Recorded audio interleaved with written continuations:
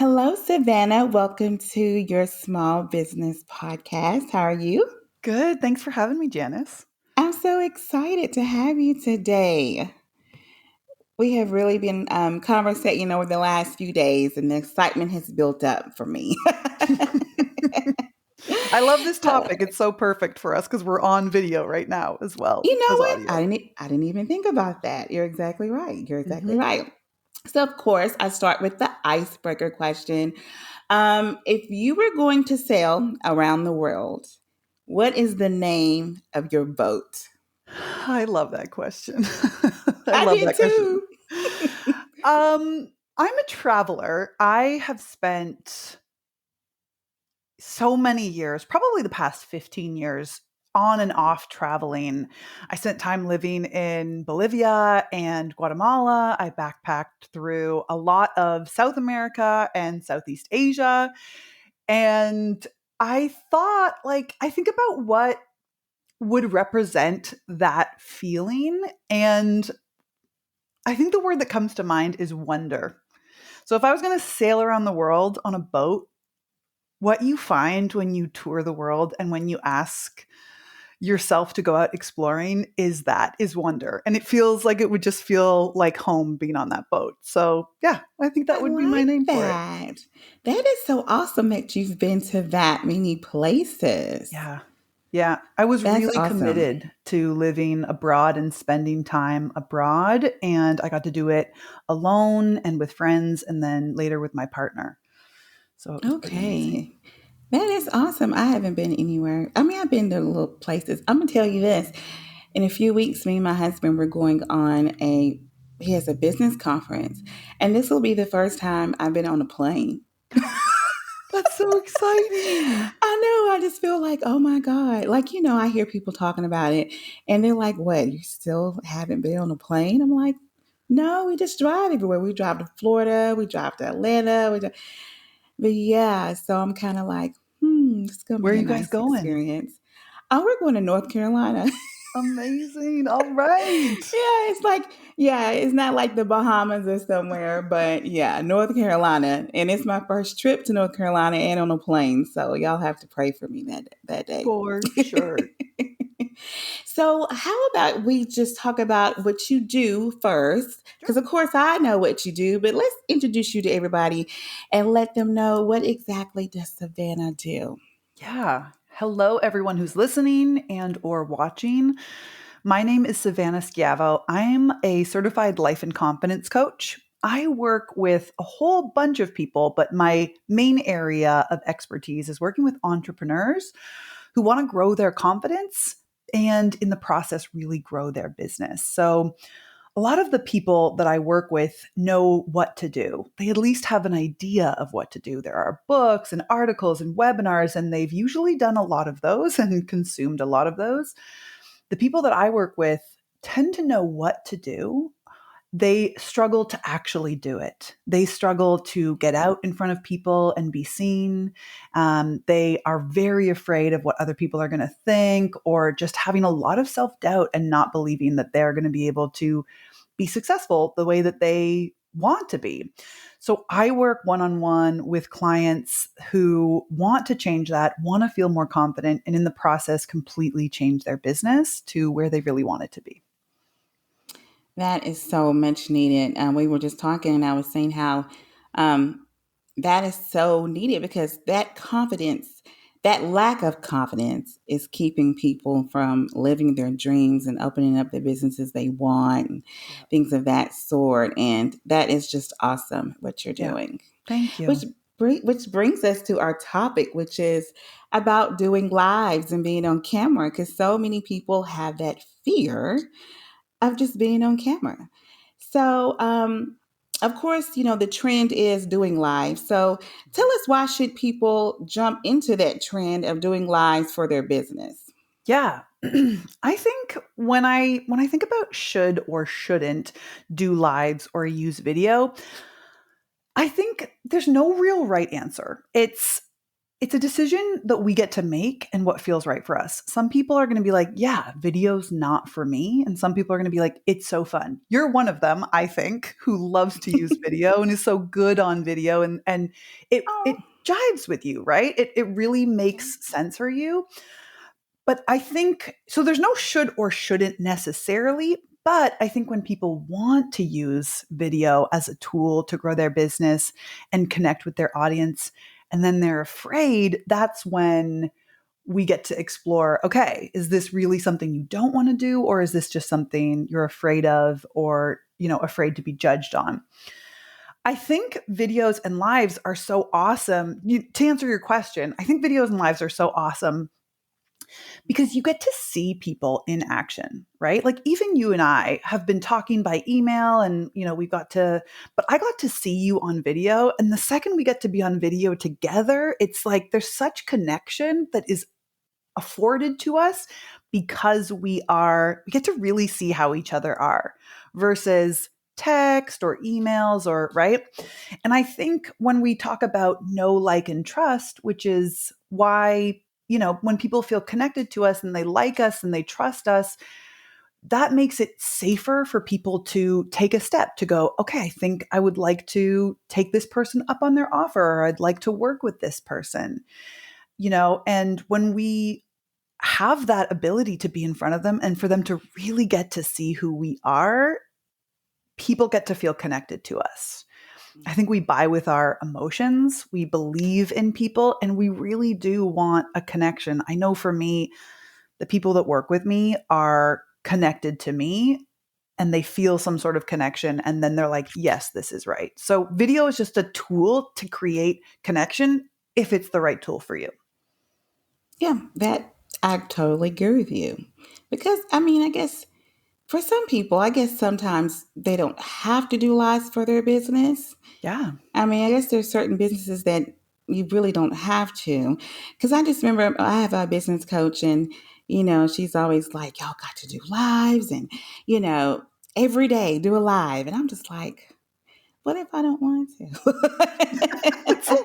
that's a tall order every day. Good for Yeah, you. every day. But I do know that since lives are in, it's the in thing right now, it really will just put your business on the market and have people, it will just explode your business just being on camera Yeah. and doing live. So, Yeah. yeah. It's a great way for people to see you, Hmm. and like there's so many methods of it, Facebook, Instagram, TikTok, Snapchat. You can do it on so many different platforms, YouTube, so it is a great skill. And I love that we're talking about this. It's a great skill to have if that's something you want to incorporate, and people get to actually see you and the real you, right? They get to see Hmm. you in action is kind of the way I like to put it. Yeah, they do. So, what do you think is the main reason why people shy away from doing lives? Yeah. For sure, it's fear. And I think everybody knows that.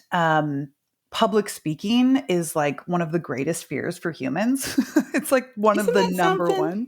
Yeah. Isn't that wild? I thought it would be snakes or something. It is public speaking, which is so fascinating. Yeah. Maybe it's just that we all have that in common, or I don't know, but it's definitely fear. And we'll talk about some of this, I'm sure, but it's fear of like not knowing what to say or blanking or nobody tuning in. And I think all of those really come down to the fear of being judged, the fear of us showing up and people not liking what we offer to the world. And when I take that a little bit deeper, I think what we're afraid of, because I always talk with my clients, it's like, so if someone judges you, like if someone has an opinion about you, that's not painful until it reaches you and you take it on in some way, you believe it in some way. And I think what we're Mm, really afraid of is if we get that judgment, what does it mean about us? Right? Like, is it true? Is it legitimate? Is there something wrong with me? And we're afraid to go out into the world and risk finding out about these judgments that could potentially be true. And this is all happening very underneath. We're just like, oh, no, it's terrifying. I don't want to go on camera, right? Like it's going to be Hmm. uncomfortable. But deep down, if we really look at it, we're afraid of being judged, and we're afraid that judgment is something to do with us. What if that's really who I am? Or what if this means something about me? And it's just easier to avoid finding that out instead of going out and, going after the things we want and putting ourselves out there. So, Wow. I think in that end, we miss out on the things we want to do and the ways we can grow our business if that's what we choose, from ultimately just being afraid of what we are going to make it mean or what we're going to believe if people have judgments about us. Wow, I never even thought of it that angle. I just thought of, oh, people just nervous. The whole public speaking thing. I Mhm. don't think I've ever thought about the really deep issues. And it's ironic that I have never even thought about the whole judgment thing as much as I'm always on video. I just push play and just start talking and You're so good at it. yeah. Well, thank you. But I never thought about that deep feeling of being judged. Yeah. Because Yeah. people can be mean on the internet. We all know there's a lot of trolls out there that will rip you apart if they want to. Yeah. And I'm sure that is a huge fear for some people. Wow. You know what I notice is one of the biggest things that the people that work with me are afraid of is actually not the trolls. It's the people that they care about. They're afraid of their judgments. What are they going to think? And what's I think scariest for us is that if the people that know us and love us have judgments about us, they know us. So that Yeah. must mean something true. There must be some sliver of truth in there if they don't like what we have. This is all very unconscious in the sense that we're not walking around being like, I hope my family doesn't judge me and leave me in it, right? We're not like walking around Yeah. like this. But behind that nerve of going on for a lot of us, or that fear of talking about what we do and putting ourselves out there on something as interactive as video, there is a fear, I think, for a lot of us of that judgment. And a lot of times it's the people that we care about the most that we're the most afraid to judge us. Wow, you make me feel like I'm in a counseling session because I'm sitting here listening. I'm thinking, you know what? I guess I'll have to make a confession on air. I actually did that. I have two Facebook accounts. One is like a business account, and then one is with family and people I went to school with. Yep. And I just started maybe a week or two putting some of my videos on my personal Facebook page because I didn't want them to see it. Isn't that weird? And that's really what I was thinking. I was like, oh, Yes. they'll probably be like, well, who is she trying to motivate people, you know? And yeah. And so I hid it for a minute. And then I thought, you know what? Who cares? I'm pretty sure these videos will help somebody that I Yes. actually know. So I'm going to start putting these on my personal page. Awesome. Wow. We just Awesome. had a counseling session. I need to go lay Coaching, on a coaching. couch. Yeah, you're Yeah. coaching me. Wow. But yeah, I just did that. That That's just hit what I'm so home. glad you brought that up, because so many people go through that. And I mean, what most people do, I'll tell you, is they just don't do it. They just keep and I'm not saying do one account or two accounts or anything. Mhm. It's most people just stay frozen because they're like, well, what are people going to think? Um, Right? hmm. So good on you that you're over that hump. Yeah. And that leads to my next question is how do you think that people can get over that fear? Mhm. That no one is going to watch, no one is going to comment. How can they actually get over it and just push the button? Yeah. I I guess wish that's I a had. really broad question. It's a lot of answers that could go with that. Here's my answer. And it's not maybe what listeners are going to be like, "Oh, yes, I this is what I wanted to hear." But when you're starting out, I think you have to be willing to be bad at it. You have to Hmm. be willing to show up and have nobody there. right? We don't want to do that because we're trying to protect our emotions. We're like, I don't want to feel like a bag of dirt and because nobody's there. So we want everyone to be there right away, but you're still figuring it out. They're still figuring out that you're even doing this thing, right?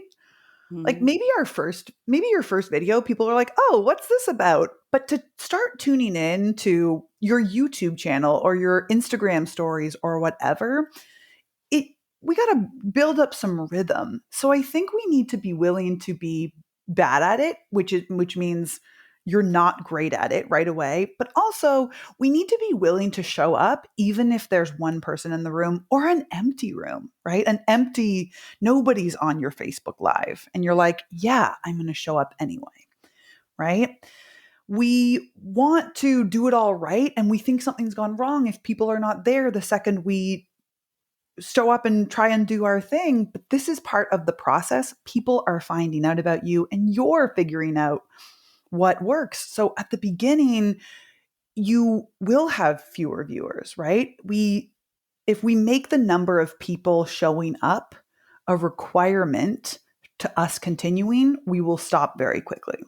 Right? It's sort of like when you start a business. Like if you make the number of customers you get in month one a deciding factor of if you're going to go to month two, you're never going to month two, probably, right? Because we Right. know as entrepreneurs, we fail tremendously. It's kind of part of the deal. We have to do it, it's part of the success path.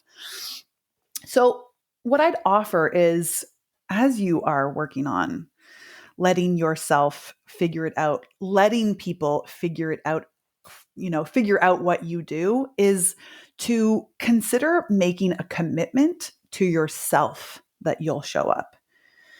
Not putting the dependence on, okay, will people be there or not be there?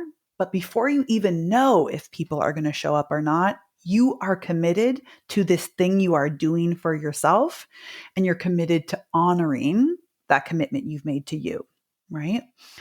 Because what happens is you are in complete control of that, right? Whether people come or they don't come. And I'm sure you can tell us a story about this of a live a day is such a great example. I'm sure there's times where it's like there's nobody there, but you're like, Mhm. I'm going to do this no matter what. I'm going to Mhm. show up and know that for 30 days or 7 days or however long, I'm going to do this. And that builds huge confidence as we figure it out and as people figure it out about us. Have you Oh, had that those are some experience? good points. Oh yeah. See, uh, I don't do. I'm serious. I don't do lives that often. I feel like what is she doing this show on, and she don't even do it. But I do live sometimes, but I don't do them a lot. I mostly do record the video first and then post Okay. it. But Yeah. the times I have done lives, which I try to do a couple a week. I need to do more because I do more video than recorded video than anything. But what I've noticed is when you do get on, a lot of times nobody is on, or maybe five or six. But Yeah. then once you've recorded it, you wait a few hours, or wait, really, I say wait a whole 24 sometimes, unless you're getting notifications that people are talking. But just give it a few hours and eventually you'll see people watching it. 100%. Yes, you usually do, because you just got to remember that at the time you went on, maybe everybody is busy. So people are at work, people are picking up their kids. You can't just get, 200,000, people watching you unless you're Beyonce. Right. Yes. Yeah, but usually after you wait a few hours, you'll see that people have looked at it.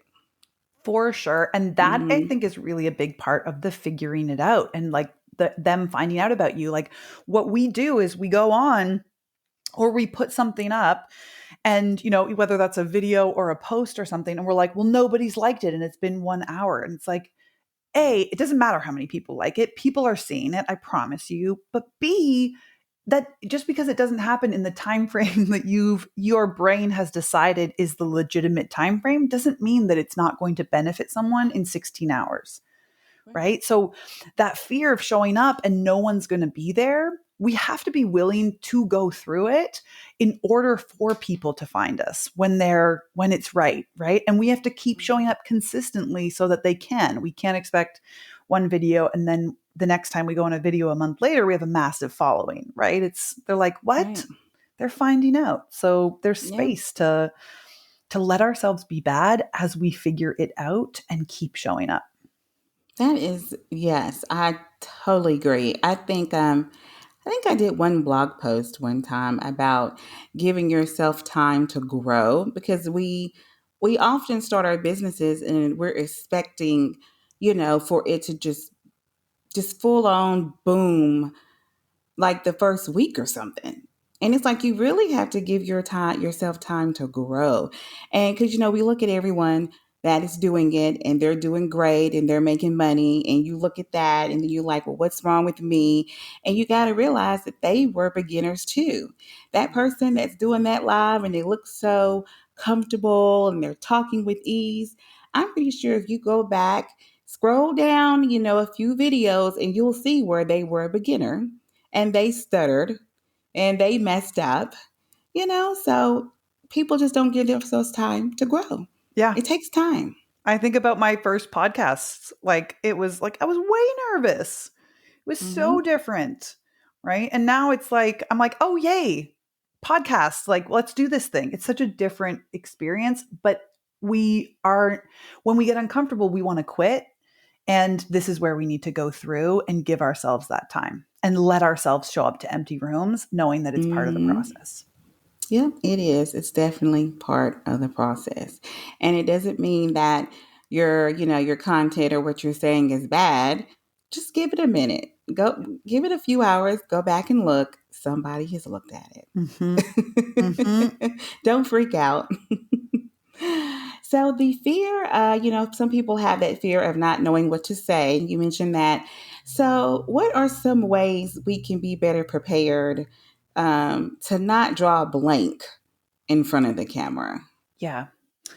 I think something that happens when we draw, like when we get on camera, we are not getting on camera to we have an idea of what we're talking about, right? We're not usually like press record and like I have no idea what I'm going to say. I wonder what comes out, right? We usually have an Mm-hmm. idea of what we want to say and what message we want to communicate. I think what gets in the way is we start to get nervous and then our minds get muddled and then we start to have a lot of thoughts and then we get overwhelmed with the thoughts and we spend a lot of energy trying to push our nervousness and overwhelm away. And that energy, what your brain is literally doing up there, is spending all of its time thinking about I'm nervous and okay, stop, Mm-hmm. calm down, everything's fine. And it's like that's when we go blank. And Yes. it, right? Like it's when this is kind of the way to put it. And I work a lot with people around the pressures they put on themselves. And I think especially when we're trying to be perfect and we're trying to urgently avoid blanking is when we blank. Yeah, Because our brains are that's like true. when we're trying to like get it right, we're like I got to get it right. Okay, just say the right thing and like everybody's watching and we're doing this thing of putting a lot of pressure on ourselves. That's when our brains get very muddled and it makes it harder for you to think clearly and relax and have a conversation like we are now. Right. So, for sure, I think there are awesome tools out there that you can use, right? You can keep notes and have an idea of what you want to say on paper in front of you. You can practice ahead of time. Those are amazing. And I'll offer, much like talking on camera and showing up to an empty room, I think blanking is sort of a rite of passage for entrepreneurs, Yeah. right? Especially if you're doing it live. Like if you get to record it, you can do that 600 times. But I have so many peers, myself being, of course, part of that group, who have gotten out into the world and blanked and gone, and you take that pause. And I think when you let yourself do something like that, when you do the thing that you are avoiding doing, you build the skill of not being perfect and truly you build confidence in the process. Like talking about confidence, we are entrepreneurs. We are failing in our we're winning so much, but we're failing so much. It's part of the work that we do. We have to try things and then try different things. And I think when you can go out there and talk on camera and go blank and survive it, your brain recognizes, okay, I'm not going to die if I do this, right? And as long as you Right. don't come down very hard on yourself and beat yourself up and shame yourself, you realize that it's okay. I can come back. I can do this again, right? So there is power in going through the blanking because you become less afraid of it. Yeah, you are right. Yes. I like that. How do you feel about I like to use the power of visualization. See, I just messed up. I do it all the time. But I like to use the power of visualization as a practice to be more comfortable going in front of the camera.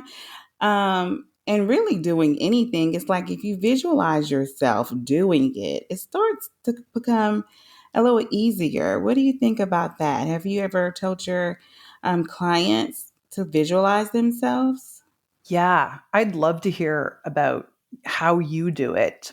I think it's a great tool. I think it's anything. And I can speak to a little why that is. I think when we visualize ourselves doing something like speaking confidently on camera or up on stage or something, it normalizes that version of ourselves to our own brains. So when you see yourself confident on camera, we don't have to kind of be reaching for it. We get to kind of we see ourselves in it enough that it helps our brain make it feel more real. By that I just mean our brain really loves evidence. It wants to, in order to believe things, it really wants to find evidence to believe them, right? You're capable of this because you did this. You're capable of that because you did that.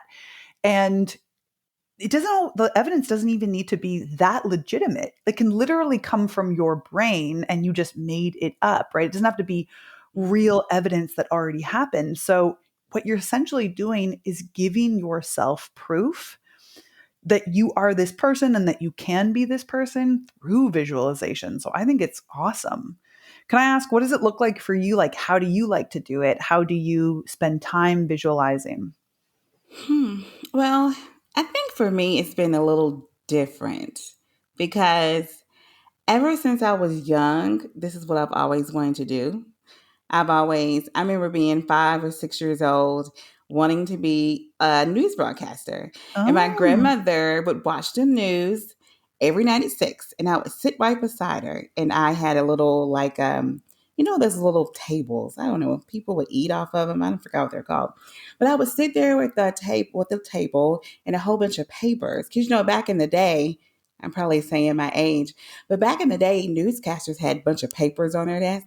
So I put a bunch of papers on the little table, and I would sit there and act like I was on TV. Like everything they said, I would say it back, like I was doing the news. yeah. And then as I got older, I started visualizing myself like I really want to be a broadcaster or I want to be on the radio. And I would seriously just vision myself manifesting that dream. Yeah. So now I'm 38 and I have finally done it. So actually for me, for what, 33 years, I've been visualizing myself doing this. And now it's like, oh, I finally decided to go on a whim. And, I'm not a news broadcaster. So at least I could have a podcast. It's kind of the same thing. I'm on the radio. Oh my gosh, And yeah. that's actually how it happened for me. But yeah, I'm still using visualization. It's just I used it for a very long time. Yeah.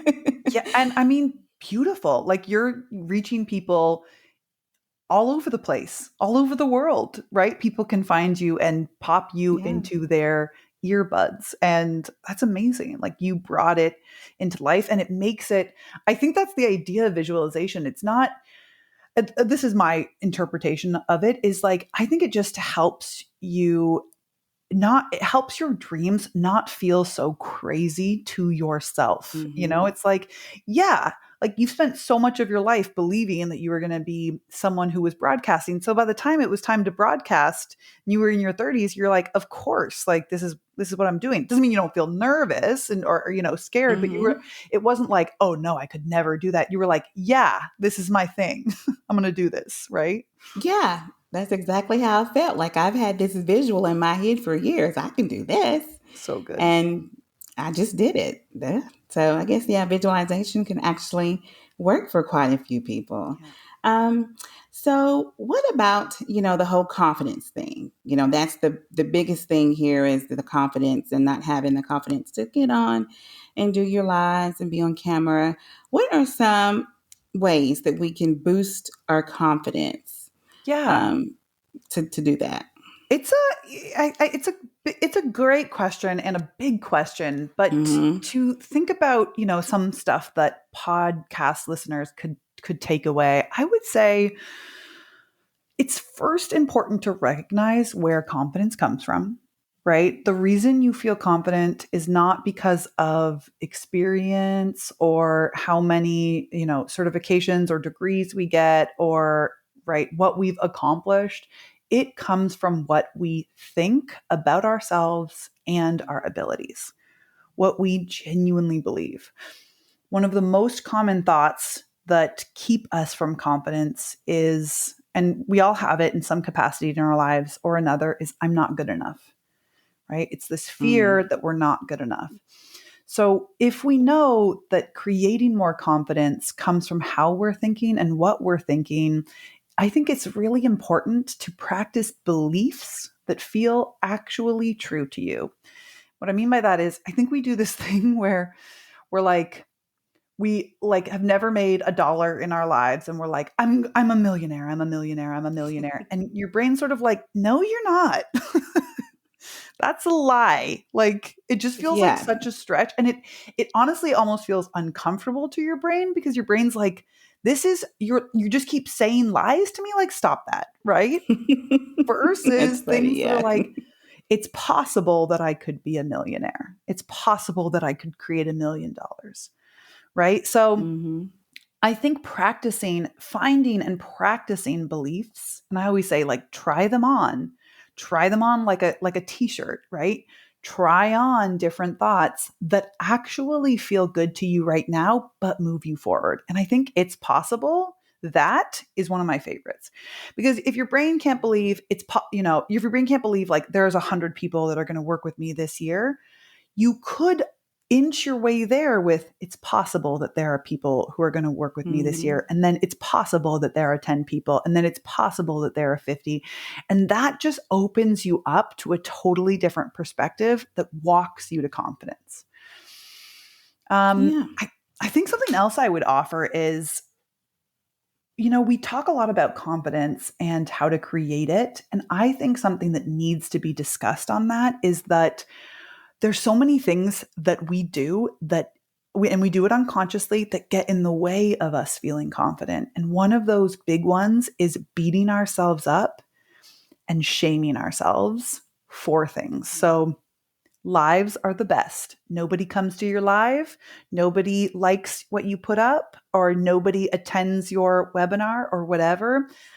That your ability to not beat yourself up and not shame yourself for it is going to help you build more confidence, because what keeps us from confidence is the way we treat ourselves so often and the things we say to ourselves.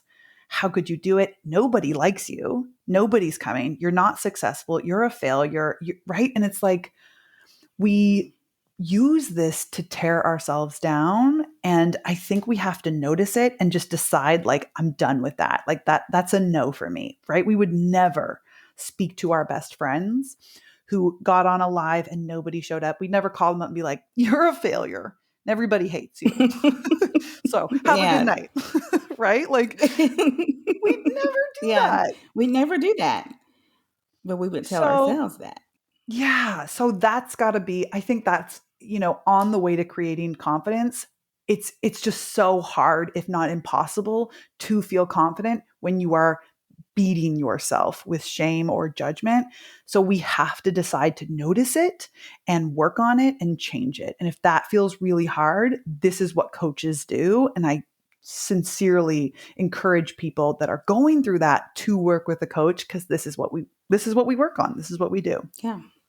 Yes, those are great. Both of those takeaways from that, because what you were saying in the beginning about telling yourself, this is possible. It's possible for me to have, 100 people watching. It's possible for me to have 200,000 people, but it sounds like to me just like doing positive affirmations, Mm-hmm. and telling yourself, I can do this. Yeah. This will happen. This will happen. Because I love affirmations, and it does help you build your confidence. Mm-hmm. So that to me, that's what it sounds like, affirmations. And then that second part, that whole beating yourself up, because it amazes me how we will hold our own selves back for years, forever, just ourselves. Like no one is even telling us we can't do something. We're just telling ourselves that, and we're Yes. hindering ourselves. And oh, I really do think it's heartbreaking, because then you wanting to do something and you're passionate about it, but you're telling yourself negative stuff, and it's just, oh, that's a hard cycle to break. Yeah. It Yeah. really is. And Yeah. definitely a coach would help you get through that. Yeah. And you're a great coach. I feel like you've been coaching me since we got on the phone. I feel like I needed to pay you some money for this session. That's hilarious. I I love feel it. like I've been coached today. That's great. I hope our listeners feel the same. Yes. They're going to say, I want Savannah. I want the girl that coached Janice. I need her. Heck yes. Yes. So you actually have a free guide about how to overcome the fear of what others think. Hmm. Let's dive a little bit into that, because I am going to put that link in the show notes and everything, where people can click on it, get your free guide. Of course, click on your website and things of that sort. Tell us about the free guide that you have. Yeah. So I created a free guide called the Overcoming the Fear of What Other People Think. And it's because so many of the entrepreneurs I work with are afraid of what other people are going to think about them, complete strangers or close friends and family, or people that they like went to university with 13 years ago or whatever, right? It that is a very real barrier for people. So this is a guide. It breaks down 3 steps that you can apply to feel more confident, of course, in yourself, and in the process, really overcome what you're afraid other people think. So it's not about ignoring what they think. It's not about that at all. It's really about doing your inner work and using tools for your own brain to be able to get past the hump of, holding yourself back essentially.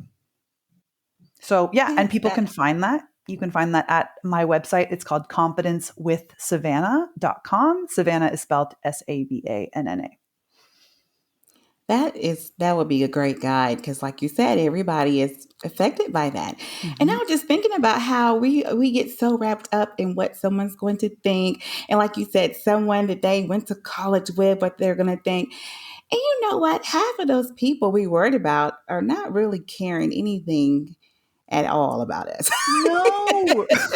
When you think about it, it's like that person you graduated college with, they probably don't even remember who you are. Yes. And But it's true. I mean, they're not. A lot of those people are not worried about us. you know what's really amazing is so I graduated from university 11 years ago, and 11 years ago, and I think about how many people, like, you know, people between then and now, of when I first became a coach, I was afraid, what will people think? What will people think? And what's so fascinating is over the past 2 years, I've had people from all different chapters of my life reach out consistently, like, and say things like, I read all of your posts, or I've been following you for a year, right?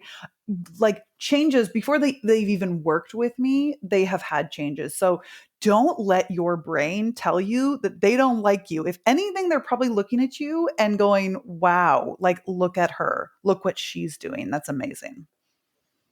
Yeah, I bet a lot of people are doing that. They will look at you and say that because just getting on camera and talking, like you said, most people cannot do it. So even just doing that will just wow people. Like she's showing up every day, every other day, talking about her business on camera. That's amazing because a lot of people can't even do that. Yes. You are right about Yeah. that. This has been such an awesome, awesome coaching session. Not even a podcast interview, just straight up coaching. Yeah, I think you just coached me. I appreciate it because then you got me really thinking and thinking back and really reflecting on me and how I was afraid of what. And now, oh my goodness, because now my family and everyone's going to hear this and they're going to be like, you cared about what we thought? I'm like, no, that was just for the show. Not true. That one's not true. Yeah. But yeah, I feel like you have coached me, but this has been awesome. I definitely got to have you back on again. And we actually have to do this again. I see a good 4, 5, 6 more times before the year's over. I'll be a regular. I love it. Thank Yes. you so much for having me. I love these conversations and you're so magnetic. So it's so easy and fun to Oh, do this. thank you so much. Well, I will see you again next time. All right. All right, bye.